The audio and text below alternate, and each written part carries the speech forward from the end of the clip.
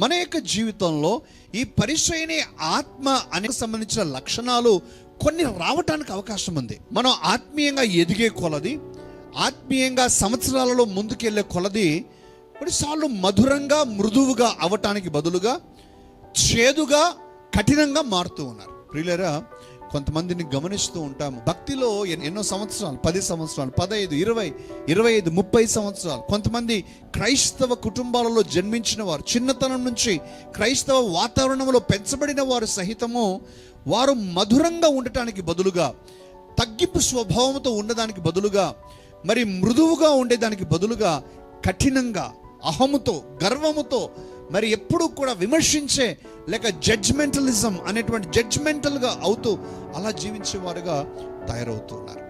ఇది మనకు తెలిసి రాదు ప్రియులారా. ఈ యొక్క పరిచయం యొక్క ఆత్మ మనం తెలిసి అవలంబించుకోము.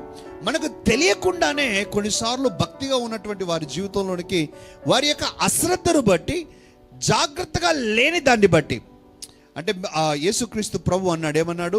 మీరు నిద్రలోకి జారకుండానట్లుగా మెలకువగా ఉండి ప్రార్థన చేయుడి అని.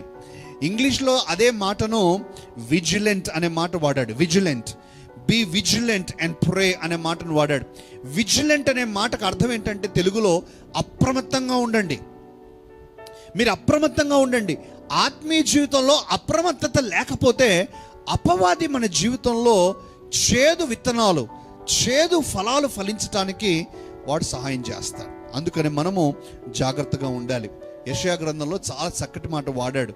మరి ఏమంటాడంటే, మీరు తీపి ద్రాక్ష పళ్ళు కాస్తారని నేను నాటాను, కానీ మీరు తీయని ద్రాక్ష పళ్ళు కాయక మీరు చేదు ద్రాక్ష పళ్ళను లేక పుల్లటి ద్రాక్ష పళ్ళను మీరు కాస్తూ ఉన్నారు అనే మాటను అంటూ ఉన్నాడు. ప్రియులారా, మనము మన జీవితాల్లో దేవునికి ఇష్టమైనటువంటి ప్రతిఫలాలు మనం ఇవ్వటానికి మనం ప్రయత్నించాలని నేను మనవి చేస్తున్నాను.